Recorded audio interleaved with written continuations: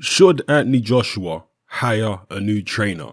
He's currently trained by Robert McCracken, and I'm sure there are going to be some people out there who say, if it ain't broke, don't fix it.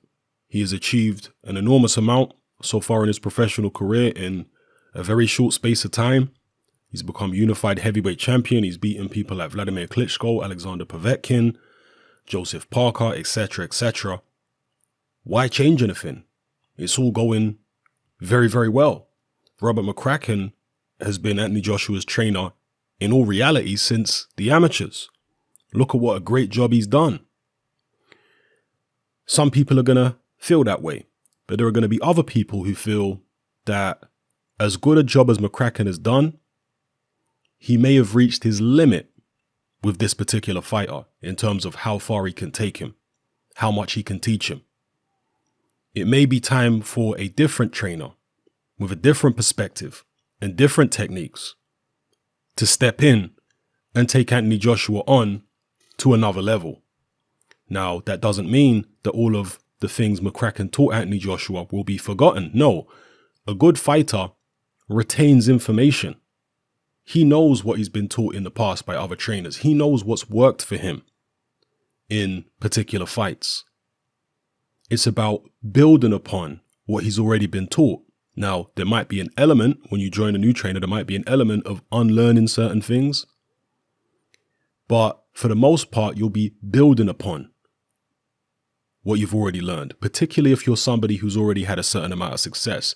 Your new trainer will respect the success you've had, and they'll respect the fact that your previous trainer got you to that level. So they're not going to, a really good trainer is not going to look to reinvent the wheel. They're going to look to add things on rather than change you completely. So personally, I do think that Robert McCracken has reached his limit with AJ, and I think for AJ to fulfill his potential, he needs to be with a different coach. Now, somebody posed this question in my Facebook boxing group yesterday, and the names which people were putting forward as candidates to be Anthony Joshua's new trainer were people like Freddie Roach, Anatoly Lomachenko, Adam Booth, even Peter Fury. Now, let me go through these guys one by one. One thing you have to understand about boxing is that there is no one-size-fits-all coach for every fighter. So certain trainers are going to be good for certain fighters. You cannot take a Mike Tyson. Let's say Mike Tyson was around today in his prime and he needed a trainer. Are you honestly going to get, let's say, Peter Fury to train Mike Tyson? Does that seem like a good fit to you? The style that Peter Fury teaches, the technique that he teaches, do you think that's right for Mike Tyson? Are you honestly going to get a Mike Tyson and have Adam Booth train him? Does that seem like a good fit to you? Think about the Adam Booth style. A tree is known by its fruits. Look at what Adam Booth has produced by way of fighters. Do you think he's the best man to teach a Mike Tyson around today? You see, some people get caught up in the idea of these celebrity trainers. Well, everybody knows this trainer, so he must be great, and he's worked with all these different fighters.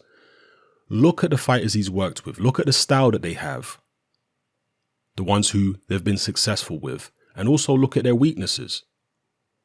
Not only that, have these trainers trained heavyweights? Do they have a history of training heavyweights, particularly big heavyweights? Because training heavyweights is very different than training welterweights.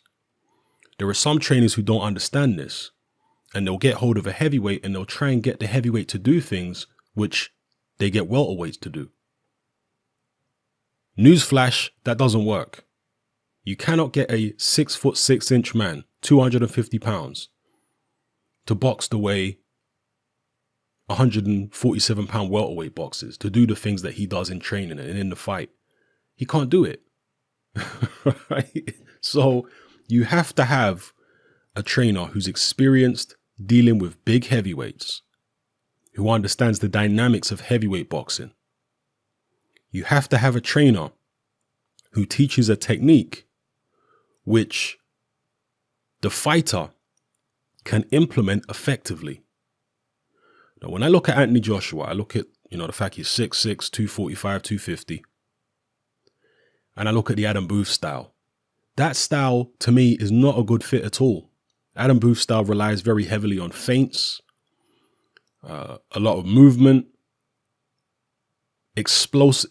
Anthony Joshua has the explosiveness of an Adam Booth fighter, but I just think he's too big, too muscular to be moving around like that constantly, looking for big, explosive, powerful shots, feinting and neglecting his jab. Adam Booth fighters typically don't use their jabs that much. I think it would be a terrible fit, actually, Anthony Joshua training with Adam Booth. I think that's a terrible fit for him. Freddie Roach, somebody else that people mentioned. Freddie Roach is a very offensive coach. He likes his fighters to let their hands go, throwing combination. And Freddie Roach fighters are often reckless. Roach doesn't have a long history training heavyweights. He had a very brief stint with Vladimir Klitschko. And that's about it. I mean, he had a very brief stint with Mike Tyson at the very tail end of Mike Tyson's career. But other than that, Freddie Roach has been primarily training smaller fighters. And Freddie Roach is a good trainer, but in my view, he's one of the most overrated trainers I've ever seen in my life in boxing. I mean, the amount of people who place Freddie Roach up on a pedestal and make him out to be this incredible trainer, I just don't see it. When I look at the technique that Freddie Roach fighters have, I don't see incredible technique. Freddie Roach encourages fighters to be aggressive. He encourages fighters to, throw in combinations and stuff like that. But where's the defense? And being somebody with a good defense doesn't mean that you're a negative fighter. You can have good defense moving forward. Yeah, I mean, look at Andre Ward when he fought Sergey Kovalev the second time. He was moving forward on Kovalev, but he still had good defense. Mike Tyson in his prime had pretty good defense moving forward. So you don't have to be a negative fighter in order to have good defense. But Freddie Roach, his fighters very often are reckless and get hit way too much. So I'm not saying he's a bad trainer. He's a good trainer, but I don't think he's the right guy for Anthony Joshua. You cannot afford to be defensively weak in the heavyweight division, particularly these days with all these huge heavyweights that hit extremely hard. You need good defense. And I don't think Freddie Roach could teach Anthony Joshua that. I don't really know what Freddie Roach could really add to Joshua. Joshua does certain things well naturally. Anthony Joshua he naturally has the ability to be aggressive. Anthony Joshua is good at shortening his punches. I mean, if you look at the Carlos Takam fight, look at the short shots, the uppercuts and the hooks he was catching Takam with up close. And Takam's the shorter man.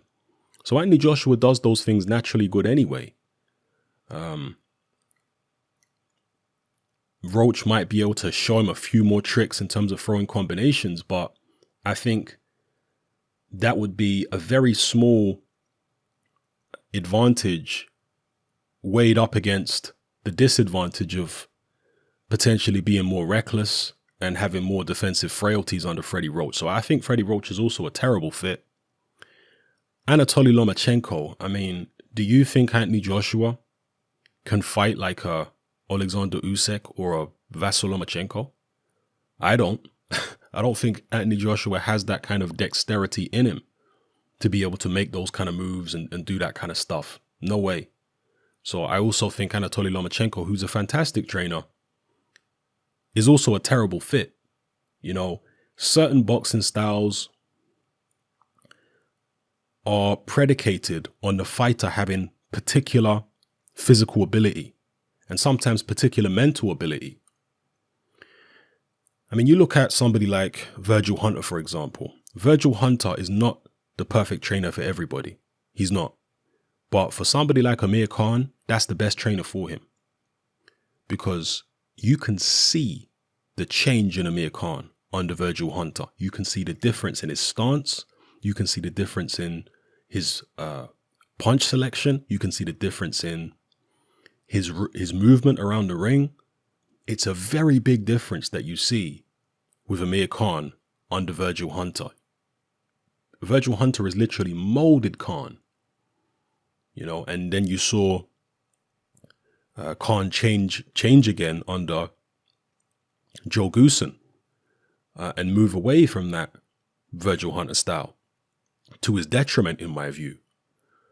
So somebody like Virgil Hunter gives Amir Khan the structure that he needs, because Khan is not a fighter with a particularly high ring IQ. I'm not saying he's completely foolish in the ring, but Khan is a fighter who has tremendous athleticism. And that athleticism is what's got him so far in his professional boxing career. His speed, his athleticism, you know, his ability to throw combinations and all this kind of stuff. Timing, offensive timing. But he's not a guy who understands where you need to be in a ring and where you don't need to be in a ring, when to punch and what not to punch. He's not a guy who understands this by himself. He has to be taught this. He has to have this drilled into him constantly. And so somebody like a Virgil Hunter, somebody of Hunter's mentality, as well as the fact that Hunter teaches a very defensive style, this is perfect for Amir Khan. Khan needs somebody to hold his hand basically every step of the way and be drilling him every second. Pause. A pause. Be drilling it into him every second. Pause. The fact that he needs to stay disciplined and the fact he needs to stick to this game plan. Khan needs that. He needs an overseer. He's not a fighter who you can just let off the leash and do their own thing and you don't have to worry about them. No, you always have to worry about Khan. And so a father figure type trainer like a Virgil Hunter is perfect for Amir Khan in terms of the style that he teaches and the mentality that Virgil Hunter has. But Virgil Hunter is not perfect for everybody. There are some fighters where, you know, Virgil Hunter is not going to be the right guy for them at all. For example, I don't think Virgil Hunter would do much for somebody like a Deontay Wilder. I think that would be a terrible fit. All right. He might be able to teach Wilder certain defensive things, but you don't want to take away Deontay Wilder's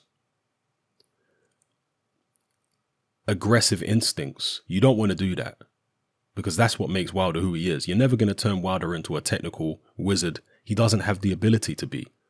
He doesn't have the physical ability, the coordination to be a technical wizard. He doesn't have that. He's a pure puncher. You can refine him to a certain extent, but you shouldn't be trying to change him into something else. He is a pure puncher. But getting back to Anthony Joshua. So all the trainers that they've mentioned, I think they'd be a bad fit other than maybe Peter Fury. Now, I'm sure Peter Fury would never train Anthony Joshua. Stranger things have happened in boxing, but I can't see that happening. Peter Fury, for one, is a heavyweight specialist. He's worked with Tyson Fury, his nephew, for 5 years? His own son, Hughie Fury, and also Eddie Chambers. He's a heavyweight specialist. He not only has trained several heavyweights, but he also focuses on heavyweight boxing. He seems to like heavyweight boxing more so than boxing in lighter divisions. And with this experience as a heavyweight trainer, he understands what big men can do and what they can't do. I don't think Peter Fury, because Peter Fury is a very intelligent man, very, very smart boxing coach. If he had Anthony Joshua, I don't think he would try to, again, reinvent the wheel. No, not at all. I think Peter Fury would look at Anthony Joshua and he would say, okay, Joshua is good throwing short punches up close. He's a good combination puncher. He's strong. What I need to add to him, I'm not trying to reinvent the wheel here. I'm just trying to add some things to him. What I need to add to him is a bit of slickness, a bit of defensive cuteness, and a bit more fluidity. That's what I need to add to his game. If AJ needs to, I need to, if it's required in a particular fight, I need to give AJ the ability to be able to box on the back foot in a relaxed fashion, in a defensively responsible fashion. Now, we saw AJ try to implement flashes of this towards the tail end of the Alexander Povetkin fight. You may remember AJ had his left arm down. He was moving around. He was feinting a little bit. He was jabbing a lot. Peter Fury could take what AJ was trying to do at the end of the Alexander Povetkin fight and build upon that, so he can pull that style out whenever he needs to against particular opponents. So I actually think Peter Fury would be a pretty good choice for Anthony Joshua if Fury was available to train him, which I don't think he will be. I know there's a rift in the Fury family, it seems, at the moment between Peter and John, I believe. I don't think Peter would want to go the extra yard and make that rift even worse by training an Anthony Joshua. I don't think he'd want to do that. But in a theoretical universe, I think Peter Fury might be a decent choice of trainer for Anthony Joshua, because I can see what Peter Fury could add to AJ's game. And Peter Fury's intelligent enough to know that you don't have to change Anthony Joshua. You don't have to try and turn Anthony Joshua into a Tyson Fury clone. You can't turn him into a Tyson Fury clone at the end of the day. There are certain things that Tyson Fury does far better than Joshua innately and always will. And there are certain things Joshua does far better than Tyson Fury innately and always will. You're just trying to add things on, smooth out the rough edges a little bit. That's what you're trying to do. And I think Peter Fury is one person who, I think that's a decent candidate in a theoretical universe, at least, for an Anthony Joshua trainer. Now, just going back to Freddie Roach again, the reason I brought up his Wikipedia page here is just to emphasize the point. Look at this long list of people Freddie Roach has trained. Now, he's trained some of these fighters just for one fight. Some of them he's had extensive periods with. But how many heavyweights do you see on there? Right? Very few. Freddie Roach is not a guy who's used to dealing with heavyweights. And even the heavyweights that he did have, other than the very brief stint, right, as former assistant trainer to Vladimir Klitschko, even the heavyweights he did have other than Klitschko, Mike Tyson, he's not your typical heavyweight because, for one, he's very small. And for two, he is a tremendous combination puncher and extremely fast for a heavyweight. Even the old Mike Tyson, who Roach trained, I think for the Danny Williams fight, was very fast still. That's not representative of an Anthony Joshua, a 6'6" heavyweight, not a 5'10" heavyweight. Very, very different. And also Freddie Roach did train James Toney, but James Toney wasn't really a heavyweight. He was just a fat middleweight. Let's be real. So yeah, Freddie Roach really has virtually no experience with heavyweights at all. It's all smaller fighters. So to me, totally unsuitable as a trainer for AJ. But there are a couple of people who I do think would be a good fit for Anthony Joshua as trainers. One of them is this gentleman right here, Stacey McKinley. Old school boxing fans will know McKinley very, very well. He was, he did a lot of work with Mike Tyson after Mike Tyson came out of prison. He also trained Shannon Briggs, Jamil McCline, Ray Mercer, and a host of other fighters. Stacey McKinley is absolutely a heavyweight specialist. He currently trains Trevor Bryan at the moment. He's a heavyweight specialist. He understands heavyweights. He's got a very good boxing brain. I encourage all of you, for example, to go and watch this interview right here. It's on the True School Sports channel. Go and watch this interview right here. Listen to Stacey McKinley talk about the heavyweight division. He makes some very interesting points about strategy and what heavyweights need to do, or what fighters need to do in general to win certain fights. And I think he would be a very good fit for Anthony Joshua. Joshua's going to set up his training camp for the Miller fight in New York, and that might bring him in contact with some American boxing coaches. So perhaps he'll entertain the possibility of changing trainers. Sadly, fighters often only change trainer when something bad happens, like a loss. Then they say, okay, I need to change. When in reality, if you changed your trainer before that loss happened, that loss might not have taken place at all. It's a shame that fighters feel like they have to stay loyal to these trainers until they lose, and then they've got an excuse to fire them. Nah, man, you got to be a bit more cutthroat than that as a fighter, a bit more selfish than that, because the trainer will go on and train somebody else. You know, they don't have such a short time frame within which to make life-changing sums of money as you do as a fighter. So you have to be more selfish than that as a fighter. So yeah, AJ will come into contact with other trainers when he's out there in America, preparing for Big Baby Miller. And again, just listen to Stacey McKinley talk in numerous interviews that he's done with True School Sports. And you will quickly understand that this is a guy who specializes in heavyweight boxing. This is a guy who's had an enormous amount of experience with heavyweights, top level heavyweights over the years. And yeah, I just think he's a very good fit for an Anthony Joshua. When I look at Anthony Joshua's style, when I look at what he can do, I can see how Stacey McKinley can elevate that and can improve upon that. And McKinley, by the way, is a very big admirer of Anthony Joshua and a very big admirer of Tyson Fury too. He likes both of them. He actually picked Tyson Fury to beat Wilder. But, you know, unlike most people who pick Fury to beat Wilder, he's not an AJ hater. He actually likes AJ and rates him highly. So Stacey McKinley would be a candidate. And another candidate would be Tommy Brooks.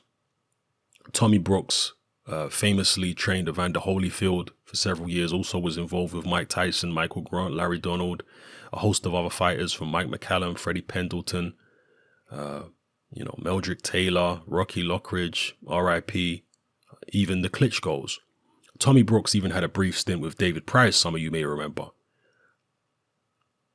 Tommy Brooks, even if you look at the stint that he had with David Price, you could see the change in David Price's technique under Tommy Brooks. I know it's David Price at the end of the day, and a trainer cannot turn water into wine. That's one thing you also have to understand. If you give a trainer a fighter who has terrible ability and doesn't have great ring IQ, he's not going to be able to turn that fighter into Sugar Ray Leonard. That's just impossible. But if he's the right trainer for that particular fighter, he will be able to improve him, and he will be able to, if the fighter is willing, get the best out of the fighter, make the most of whatever ability that fighter does have. If you look at the fighters who Tommy Brooks has trained, particularly Evander Holyfield. Holyfield was a small heavyweight, yes, but Holyfield fought in such a way, he fought in a way which Anthony Joshua can replicate to a certain degree. He can never be as high volume as Holyfield, but the basic principles of Holyfield's style, Anthony Joshua can replicate that kind of thing. And I want to give a shout out to Skylar. All right, Skylar's a guy from the US. I believe he's originally from LA, but I think he lives in Las Vegas now for the past several years. And he predicted a long time ago, when Anthony Joshua was very early on in his career, maybe when he was 7-8-0, he was saying that Anthony Joshua is going to be the one who takes over the heavyweight division.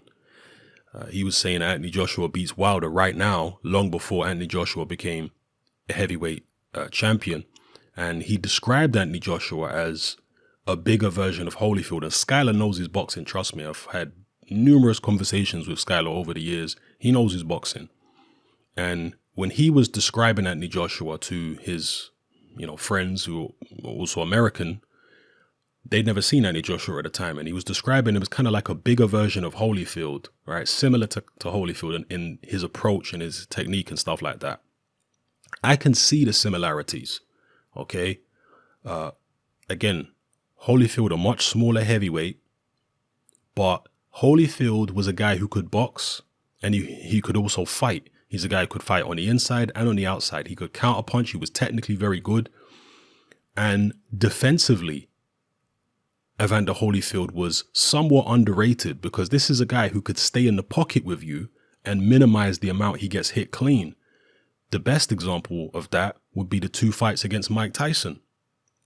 Because not only was he smothering Tyson in order to nullify Tyson's attacks, but he was also blocking and slipping and countering up close against a fighter like Mike Tyson, who is extremely fast and explosive. So that makes it even more impressive that Holyfield's able to do all that. Now, obviously, Holyfield worked with George Benton, earlier on in his career and learned a lot from George Benton. But Tommy Brooks, and this is one thing as well. As a trainer, it's not just a case of you teaching the fighter. Sometimes as a trainer, you actually learn from fighters. Yeah, a good trainer should be willing to learn from the fighter. You'll see your fighter doing certain things and say, okay, the next person I train, I can teach them some of what this particular fighter is doing. So it's a two-way thing, particularly if you're dealing with a very experienced fighter. So somebody like a Holyfield comes into your camp and you're a relatively young trainer, you're learning from him as much as he's learning from you, and I'm sure Tommy Brooks would have looked at Evander Holyfield, learned certain things, as well as teaching Evander Holyfield certain things when they were working together. But even when Tommy Brooks worked with David Price, I could see the Tommy Brooks style being implemented in the ring when Price, I think, fought Parla and a couple of other people. I could see, what Brooks was doing. He was loosening him up a little bit. He was getting him to move his head more. Some people even said that David Price was using a Philly shell and a shoulder roll when he was working with Tommy Brooks. And again, it's David Price at the end of the day. You're never going to be able to turn water into wine. But the point being, Tommy Brooks, extensive experience with heavyweights. He would be able to elevate, I think, Anthony Joshua's ability in the ring, give him a bit more slickness, and implement kind of a modified version of the Evander Holyfield style, where when you're moving, you're not running. You're doubling your jabs. On the inside, you're slipping, blocking, countering. This is stuff that AJ does innately well anyway. But I think Tommy Brooks could add a bit of smoothness to it, which somebody like Robert McCracken hasn't been able to add. I remember watching Robert McCracken when he was actually fighting. You see, I've been around that long. I remember Robert McCracken, not the trainer. I remember Robert McCracken, the fighter. And I can see McCracken in AJ. I can see how McCracken has taken what he used to do in the ring and got AJ to do it. And McCracken was a robotic fighter. So don't be surprised that his prodigy, Joshua, is also somewhat robotic, because that's what McCracken was. So I think AJ does need a new trainer. I think he does need to leave McCracken, get somebody like a Tommy Brooks, a Stacey McKinley, or in an alternate universe, a Peter Fury. And I think they could take him to the next level. He could build upon what the good things that his previous trainer or his current trainer has taught him, and, move onwards and upwards. So, yeah, those are just my thoughts and feelings on Anthony Joshua potentially getting a new coach. Again, the candidates for me would be Stacey McKinley and Tommy Brooks, and I encourage all of you to watch the Stacey McKinley interview right here. I think Freddie Roach, totally unsuitable. Anatoly Lomachenko, totally unsuitable. Adam Booth, unsuitable as well. I don't think that Booth style suits AJ at all. But let me know what you guys think in the comment section below. Peter Fury in a theoretical universe, yeah, I think Peter Fury would also be a good fit, but can't see that happening. So let me know what you guys think in the comments. Do you think AJ is going to have to lose first before he hires a new coach? Or will he lose and stick with Robert McCracken? Some fighters do that. Like, for example, James DeGale, he's lost several times and stuck with Jim McDonnell. I think to his detriment. I think he would have been better off getting a different coach, Yeah, so let me know, people. It's happening. I'm out. Join me on Patreon. I upload a minimum of 2 podcasts every single week, covering a wide variety of controversial topics, as well as live stream Q&A sessions. Take a look on screen right now at some of the podcasts I've produced so far. For just $3 a month, the equivalent of about £2 a month, you get access to all my new podcasts and my entire back catalogue of past podcasts, including my popular Confessions of a Nightclub Bouncer series. You can listen on your computer or on your smartphone or tablet by downloading the Patreon app from the Google Play Store or the App Store for free. The Patreon app also allows you to download each podcast in MP3. For less than the price of a cup of coffee, you get access to dozens of hours of exclusive content. It's easy to sign up, there's no contract, and you can cancel at any time. So come and join our community of free and critical thinkers by signing up with me here on Patreon today.